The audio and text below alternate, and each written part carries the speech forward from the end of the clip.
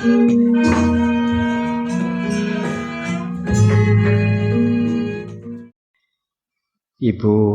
Bapak, dan Saudara,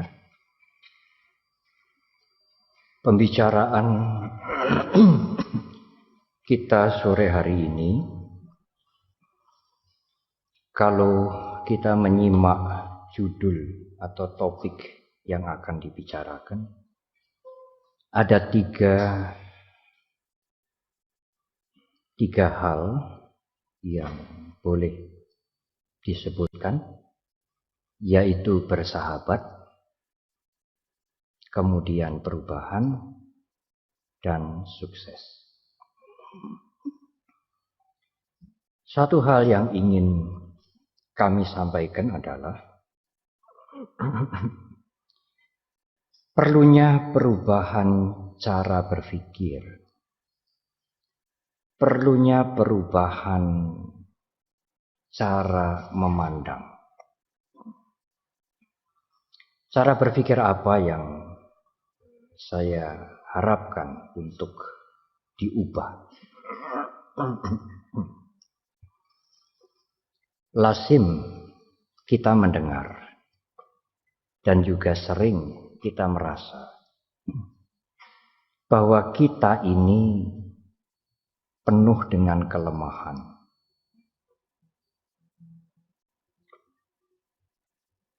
Insan yang lemah, insan yang berdosa, insan yang tidak mampu melakukan apa-apa kalau tidak ada bantuan.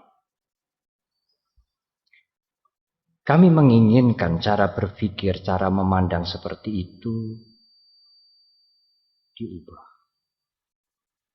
Karena pandangan seperti itu utamanya bagi umat Buddha tidak sesuai dengan prinsip ajaran Guru Agung kita, Buddha Gotama.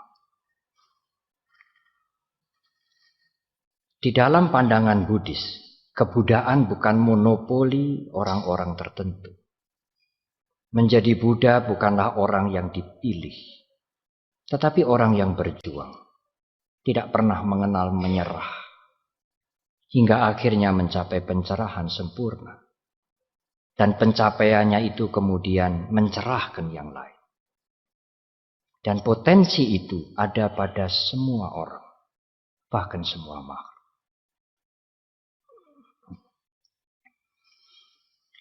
Ibu, Bapak, dan Saudara, perubahan sesungguhnya bukan ajaran yang di-create, yang diciptakan oleh Buddha Gotama. Di dalam salah satu khotbahnya Buddha Gotama mengatakan, tidak tergantung dari diriku. Apakah Buddha itu muncul di dunia, dilahirkan di dunia atau tidak. Hukum perubahan itu universal. Dahulu, tanpa awal, sekarang, dan kemudian. Sebetulnya tidak sulit menjelaskan perubahan. Selain perubahan itu kasat mata, tiap orang mengalami perubahan, fisik maupun mental. Mengerti perubahan tidak sulit. Tetapi menerima perubahan tidak mudah.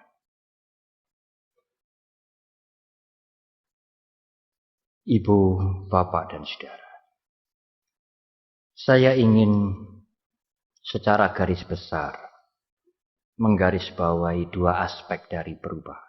Perubahan memungkinkan kemajuan. Tanpa perubahan, tidak ada kemajuan yang bisa kita capai. Orang yang oleh masyarakat dikatakan orang jahat sekalipun, karena hukum perubahan, maka pendidikan akan memberikan manfaat. Mendidik orang jahat itu menjadi baik dan lebih baik. maka perubahan itu akan mengubah kita untuk hancur.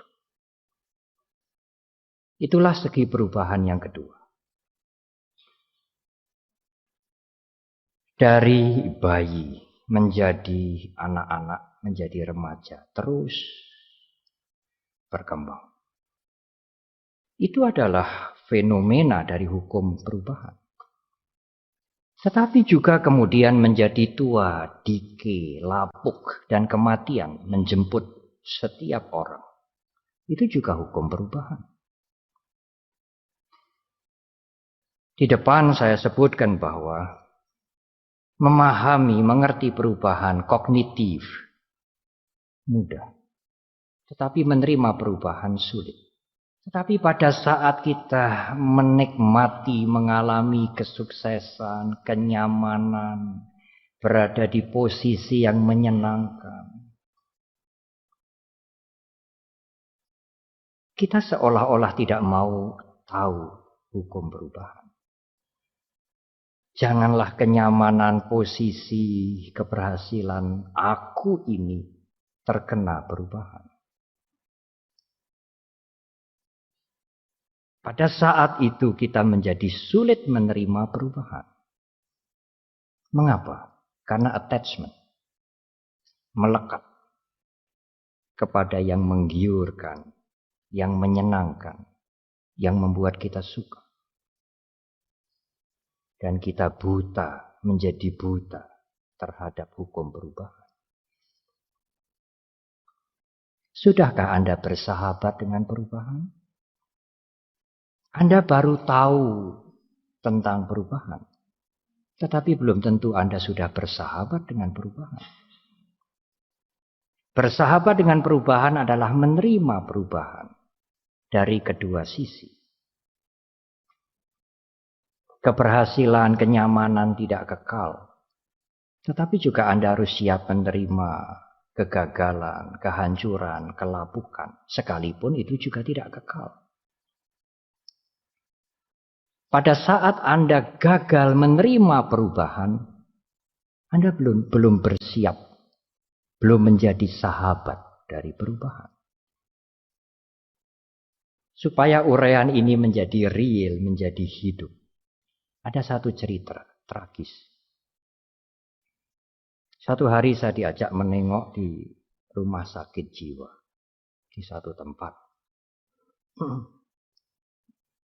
Seseorang yang rumahnya 2 di pasar dan rumahnya dia tinggal. Terbakar hampir bersamaan, habis. Apakah dia umat Buddha, Bante? Iya, dia umat Buddha. Dia mengerti anicca, Bante? Mengerti. Sering mendengar, sering mengucapkan. Semua tidak kekal, impermanen, semua tidak kekal, anicca tidak kekal. Tetapi pada saat 2 rumahnya terbakar habis, dia tidak siap menerima perubahan itu. Kalau Anda punya pacar hanya beberapa bulan, attachment, melekatnya itu begitu hebat, apalagi seseorang yang melekat, seseorang terhadap rumahnya, propertisnya, dia melekat sekali. Dan kemudian dua-duanya habis. Saya menengok dia di rumah sakit jiwa. Dia masih bisa menghormat kepada biku. Dan apa yang dia katakan? Yang dia katakan adalah, rumahku hilang anicca. Rumahku terbakar anicca. Rumahku habis Bante anicca. Anicca, anicca. Anicca-nya tidak kekal, tidak kekal, tidak kekal. Dia mengucapkan tidak kekal. Dia mengulangi kalimat tidak kekal. Yang sebelumnya dia mengerti secara intelektual. Tetapi pada saat perubahan besar terjadi, tidak ada inner strength untuk menggunakan pengetahuan atau pengertian ketidakkekalannya itu menghadapi perubahan yang demikian berat.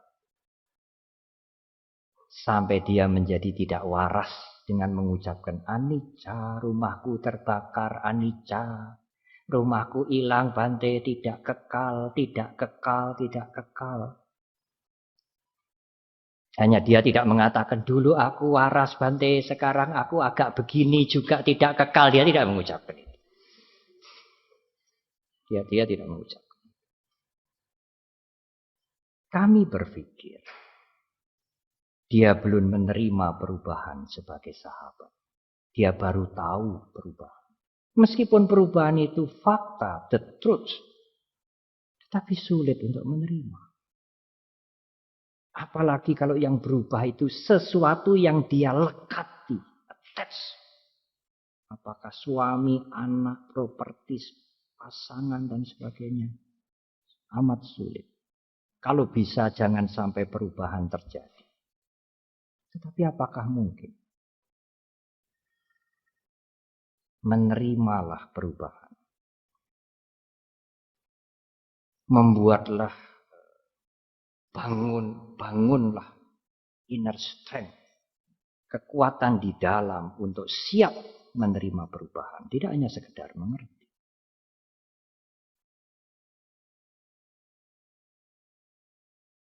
Apakah dia sudah berhasil membawa sukses di dalam ketentraman hidup karena dia sudah mengerti ketidakkekalan, mengerti anatta, kognitif? Belum tentu. Jangan mempunyai persepsi bahwa sukses itu materi semata-mata, termasuk kedudukan, ketenaran, dan sebagainya. Mampu menghadapi perubahan, mampu menghadapi hari tua, siap menghadapi kematian. Itulah sukses. Di Jawa ini, di Jawa Timur juga, ada Pak Murti, ada Pak Pomo, Romo Pomo mesti mengerti. Dulu orang sering senang kungkum. Meditasi di dua sungai yang bertemu, namanya tempuran. Raja-raja juga katanya senang kungkum pada bulan purnama, supaya nanti keturunannya bisa naik tahta, bijaksana, arif, dan sebagainya. Sampai sekarang pun juga banyak orang yang kungkum. Bahkan saya mendengar almarhum presiden kita yang kedua juga senang kungkum tuh. Lalu tempat kungkumnya itu dibuat tugu. Tugu Soeharto. Karena Pak Harto dulu sering kungkum di situ.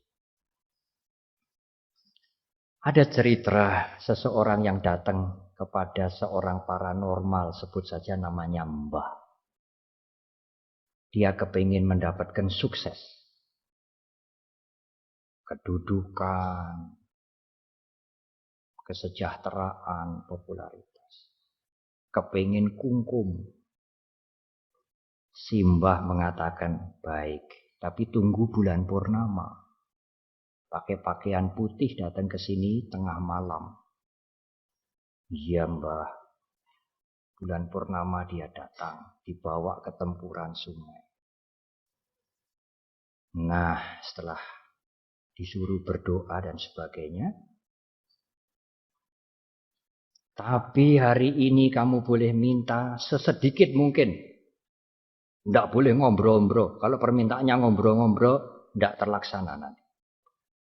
Yang paling penting. Iya Mbah. Tahan nafas. Seluruh masuk air. Puk. Kepalanya dipegang sama si mbahnya. Cepat minta apa? Pikir yang kuat-kuat. Selesai dia naik lagi ke air. Oh sudah. Sampun Mbak. Tetapi sebelum sampai di rumah si Mbah itu, orang ini mengatakan, tetapi Mbah tadi ada permintaan yang lupa. Nah tadi kamu minta apa? Disenangi atasan, pangkat saya naik. Apa yang lupa? Anak-anak saya lupa, saya mintakan. Loh tadi kamu minta untuk dirimu sendiri dulu. Iya, anak-anak lupa. Tapi bulan depan. Tunggu bulan purnama. Tidak bisa diulangi lagi, tidak bisa. Bulan purnama kemudian dia datang pakai pakaian putih. Ketempuran jam 12 malam. Simbahnya mengatakan, tarik napas, tahan, masuk, cepat-cepat berpikir kamu minta apa. Kepalanya dipegang. Agak lama. Sudah naik ke air. Sudah Mbak. Ya, mari pulang. Sampai di rumah Simbah dia bilang lagi. Satu lupa Mbak. Kamu ini tidak pernah habis permintaan. Apalagi kontrakan rumah mau habis. Terakhir bulan depan. Sudah peng telu. Tidak boleh lebih. Setelah 3 kali tidak boleh lagi. Nanti tidak manjur. Iya Mbak. Bulan ketiga dia datang lagi. Simbahnya siap di tempuran. Nah sudah terakhir ini ya. Sing tenanan yang sungguh-sungguh. Tidak ada kesempatan. Tidak ada chance yang berikutnya. Tarik nafas. Tahan. Hep. Masuk. Kepalanya dipegang oleh Simbah. Agak lama. Orangnya ini pegang terus sama Simbah ini. Pegang terus. Suatu ketika dilepas. Simbahnya tanya. Sudah minta apa? Napas Mbah. Minta napas.